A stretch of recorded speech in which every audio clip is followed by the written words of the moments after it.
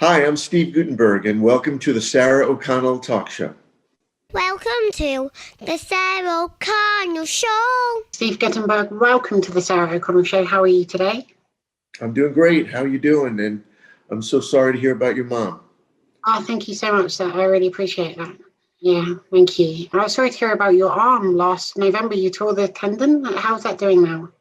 Yeah, it's going great. My arm is much better. I have a great surgeon, Dr. Don Sheridan in Phoenix, Arizona, Scottsdale, Arizona, and actually had a distal tendon, which is the tendon in the middle between your elbow and your shoulder.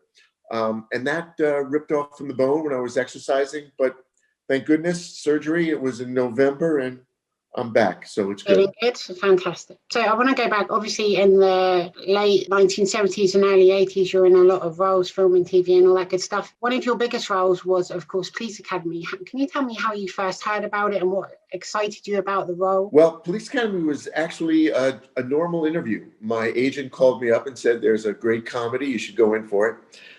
Met the producer, met the director, Hugh Wilson, the director, and Paul Maslansky, the producer, two very funny guys. And I did an audition, and they asked me back for a screen test. And there was one other really, really good actor. They really couldn't decide between the two of us. And one of the executives at the lab company, which is part of Warner Brothers, said, "Oh, let's take Steve." And that's how it happened. Just, you know, I think talent and luck has a lot to do with this business. Luck, a lot. You stayed in the role of Carey Mahoney for 4 movies. And I love the subtlety you brought to the performance too, because it's a hilarious comedy, each one of them, but you can feel and see the character progressing as well, which I thought was great. Yeah, the people involved were very smart. Hugh Wilson and then Paul Maslansky, who followed the whole, I think they did 7 of them. Yeah. Knew that the comedy was a certain kind of broad comedy, and that you actually need to be really good at.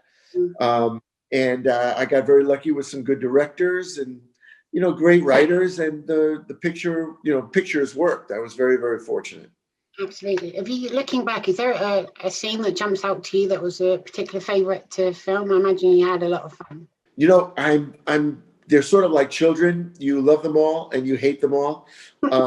And every single one of them is an experience on its own. So I would be remiss, I couldn't say that one was better than the others. And I haven't had too many really lousy experiences on pictures. Yeah. So I've been pretty fortunate. They're all, you know, mostly the business part of it is lousy.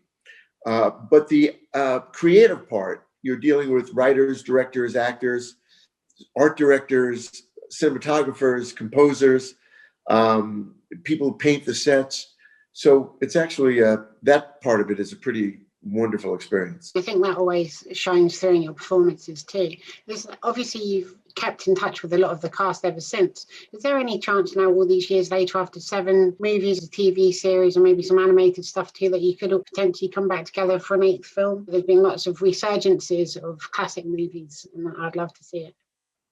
I would have a ball doing that. I don't own the picture. I don't own the franchise. It really is up to Warner Brothers and Paul Maslansky. So I've gone both ways about it. Part of me says, you know, that was the past and I want to move on.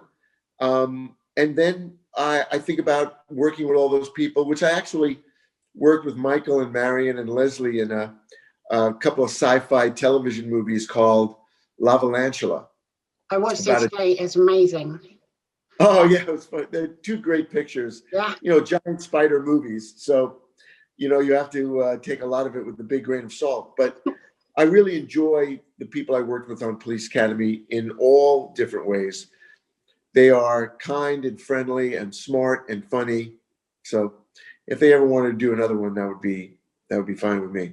Well, fingers crossed. Now, I must say to you, you obviously starred in Ron Howard's Cocoon and Cocoon the Return. Did you keep some of the magical alien water of youth, because you have not aged a day? Yes, I have a little bit in here. It's a secret blend that only I know about. I go to a special store. It's called Starbucks, And don't tell anybody about it, but I go there and I drink this black, sort of dirty, filthy water. That's what does it. That's what the secret is. Well, I'm going to have to get some of that then. You're very kind. I have a happy life, so Absolutely. I guess that. My secret is just to eat too much to pad the wrinkles out, and then never smile so I don't wrinkle my moneymaker. That works too, believe me. I do that also.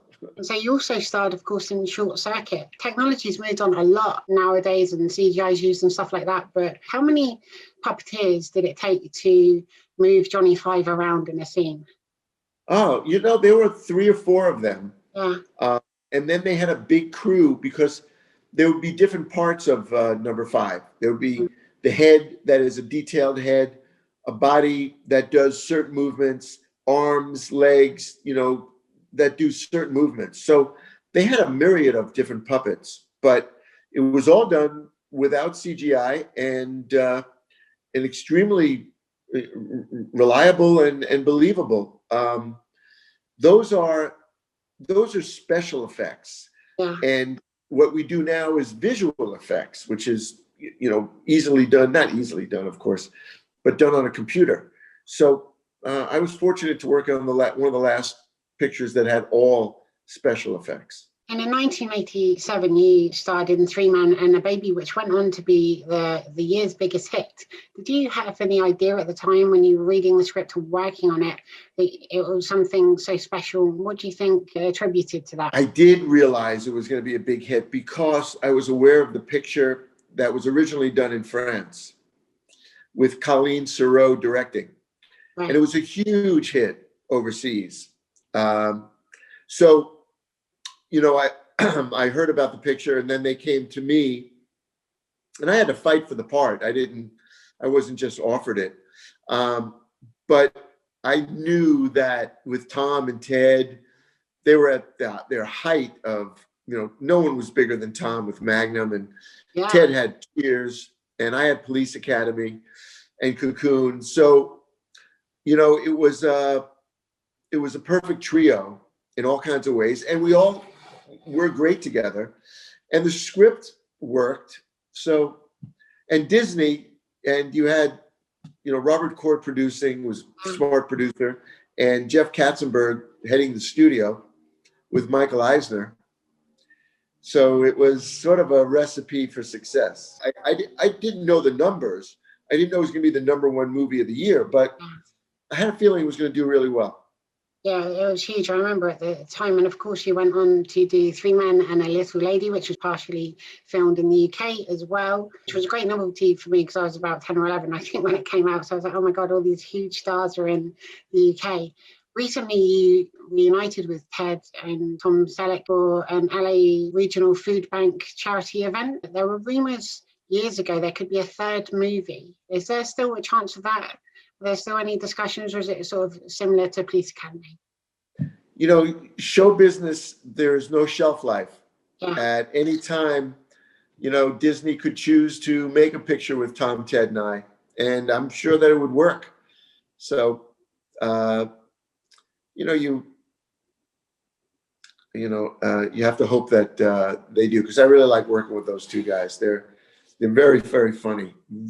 Selleck and Danson are really funny guys. Yeah. Very funny. You went to work on High Spirits and Casper at Spirited's beginning, but did you realize that years later your most haunted encounter you'd be best known for would be a cardboard cutout of Ted Danson? That's right. Well, there was a ghost on the set, there really was. And that rumor and that illusion probably got 2 or 3 million more rentals on the picture, and it was a great story. And it really, when you looked at the scene, you saw this face behind there, and you thought, "Oh my God, that's a ghost." So It's pretty Yeah, great. so I remember at the time, I think I recorded the movie when it was just on TV on a VCR recorder. And of course, it was low resolution images as well. And you're like, well, it could be, I don't know what it is. And you'd sort of go backwards and forwards. And so Yeah. kind of fun stuff like that. In 1989, you were in the most star-studded music video of all time, Michael Jackson's Liberian Girl. Was the entire cast of people on the set on the same day, or did you just film your scene separately? Everybody was filmed separately except me and Dan Aykroyd. We came in together. The motorbikes. Yeah, but I think most of them were filmed separately, and then if you were lucky, you get to meet Michael. So that's fun. That was pretty exciting. It's very true. You also appeared on Dancing with the Stars. I really enjoyed your performances. Is that something you've kept up ever since that? Do you enjoy that kind of dancing? I haven't. It's one on my list of things to do, to go back and take some ballroom dancing, because I really enjoyed my teacher, Anna Trebinskaya. And she's really a talented lady, great teacher. So I'd love to take lessons again. You're also an amazing writer. You've written the Kids from D.I.S.C.O and the Guttenberg Bible, your memoir. Have you been tempted to write a sequel memoir of what you've been doing since that? I haven't really. I've actually, a friend of mine, a producer named Julian Schlossberg in New York, wants to take the book and make it into a play.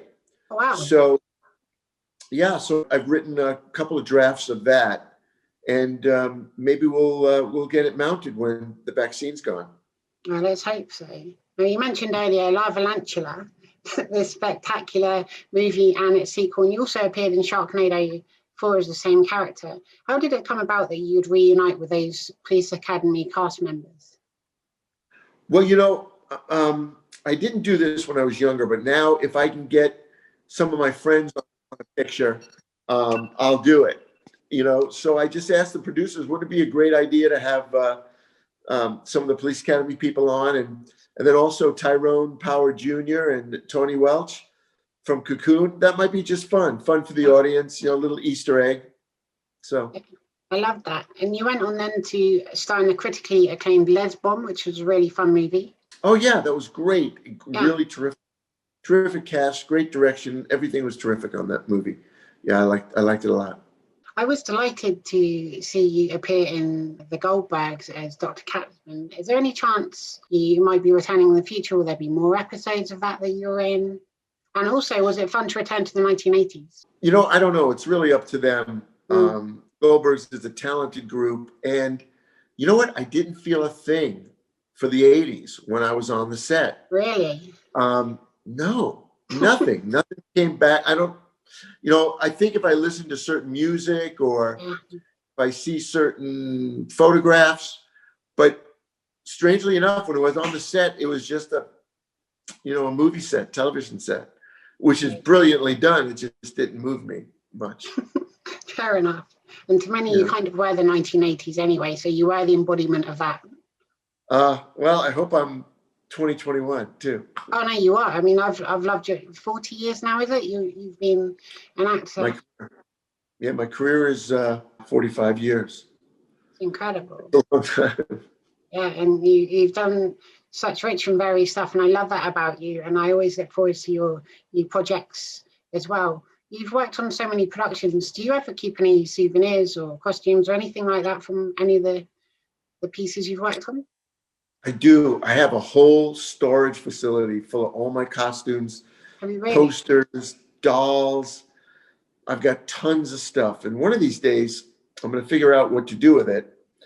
I don't know if the Guttenberg Museum would have many more visitors than my mom and dad, my sisters, maybe my wife. I don't know if anybody else would visit a Guttenberg Museum, but I'll figure out something to do with them. Great, cool stuff, Police Academy batons and badges that we really used, and stuff from Cocoon and stuff from Three Men, and I got some stuff. Finally, have you got any messages for people watching the Sarah O'Connell Show and your fans around the world? Of course. My message is for the fans of Sarah O'Connell around the world. I want to tell you, please be safe. Wear your mask. and have social distancing, be aware, be conscious, be considerate of others, use love, the most important and powerful force on earth, for good things, and follow the 10 commandments. If you follow them, you'll be in pretty good shape. And please watch Sarah's show. Thanks for having me on, Sarah. Thanks so much. It's been an absolute pleasure talking to you. You're a complete legend, and I'm honored to have you on my show today. Wow, thanks. I don't know, is legend good? Let's see. I guess I get, as long as I can be a living legend. I insist on it. Okay. Thank you so much, and thank you to everybody watching at home. Be sure to share, subscribe, give this video a big thumbs up, and leave lots of lovely comments. I'll see you all again soon for another episode of the Sarah O'Connell Show. Bye. Thanks, Sarah.